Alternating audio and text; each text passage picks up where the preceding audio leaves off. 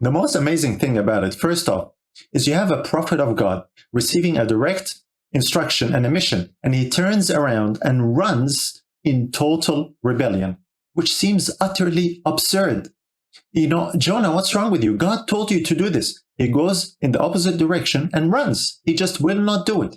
And this is a prophet of God, no less, running from God. And the question is for us, are you running from God?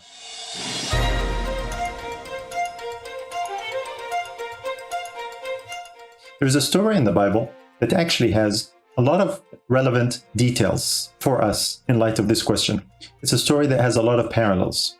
And it's actually a story that's very short in the scriptures. And despite its shortness, it is incredibly popular. And also, not just for good reasons why it's popular among skeptics and unbelievers who use this story as one of the key points to discredit or try to discredit the Bible. And of course, the story we're talking about is said to be more of a legend and a myth rather than an actual event that occurred and happened. Now, you might be thinking already what the story is that has to do with running from God. And of course, it's the story of Jonah. The story of Jonah is found in 4 chapters in the Bible. It's very brief, and yet it is very popular. It's found in almost every children's book because it has these outstanding details. Big fish swallows a man, huge storm, amazing details that are not common. And because of these details, many skeptics actually discredit the story of Jonah as being just fiction. Science says no man can survive inside a whale, so they claim. And so this is obviously some kind of a fairy tale of some biblical proportions. You have to remember that science says also that it's impossible for a human being to be made from the rib of someone else, as God did, of course, with Adam and Eve. So the story of Jonah is not about just the physical circumstances that occurred. There was a miracle, obviously, that occurred. And trying to explain it scientifically or how things might have happened or not happened and try and discredit it that way, that's not the point of it at all. What happened there was actually impossible, naturally. It was a miracle. And there are lessons there that we want to look at and see what we can learn together as we examine this amazing story. As I said, it's a fairly brief story. It's recorded only in 4 chapters in the scriptures, but it's full of lessons. Lessons that we don't necessarily, perhaps, think of. You see, the practical lessons in this story focus or hinge on 2 key factors in the story of Jonah. And these 2 key factors are God's character and when believers turn from God or run from God. All the other details in the story are like a backdrop or a framework or where the story is placed, really. These are the 2 main points. We get caught up in the popular details that are famous in the, say, children's stories and the big scenes of Jonah being thrown out of the boat and the fish swallowing Jonah. That's not really what the story is about. This just happens to be an incidental detail in the story. It's not really the main focus of the story. Interestingly enough, there has been in history over time, I'm not sure if you're aware of this or not, but there are stories in history of people who have been swallowed by a whale, who have survived and were later rescued.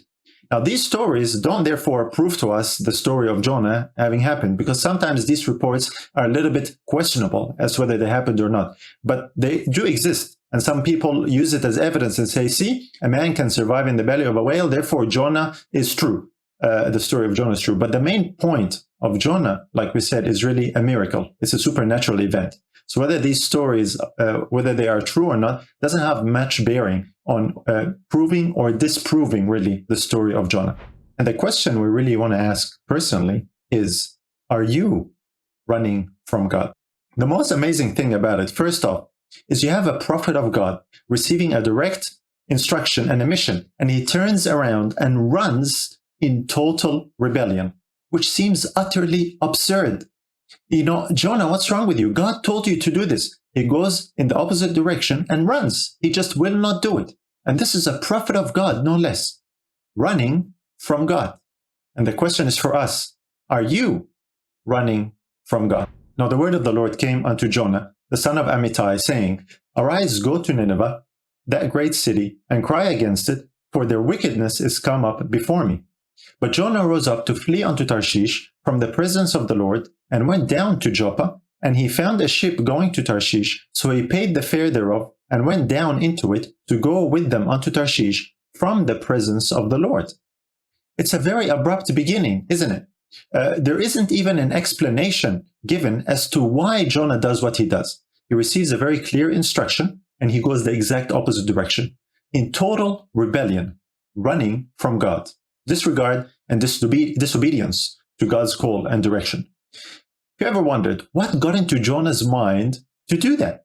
Now, if you've wondered that, you're not the only one. I've wondered that, and many people have.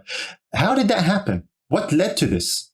And there's no explanation given here as to why or what really possessed Jonah or got into his head to do this thing and do this blatant, rebellious run from God. The first lesson I want to look at from this: running from God's will and direction is always a step down. It's interesting how many downs are recorded here. Jonah goes down to Joppa. He finds the ship. He goes down in the ship. And then later on, he goes down in the belly of the whale. Running from God is always a step in the downward direction. He goes down and down and down. He went down in the sea. He went down in the belly of the whale. And that's when he finally realized something. So turning away from God's will and calling takes you down and not up. That's lesson number one. Pretty obvious, but I want to challenge each and every one of you today with this question. Have you ever been like Jonah, knowing the right thing to do, the right place to be, and you do the exact opposite?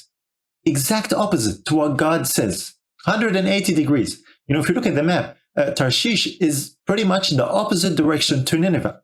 Instead of going this way, Jonah goes this way. How many times have you been like Jonah? Whatever reason you might have to justify such a decision. When that happens, you're always moving down. You're moving away from God's instruction, God's direction, and God's will and calling. You are moving down. A little later, we're going to look at why Jonah ran away. We'll get to that. But that's lesson number one. Running from God is going down. Are you running from God?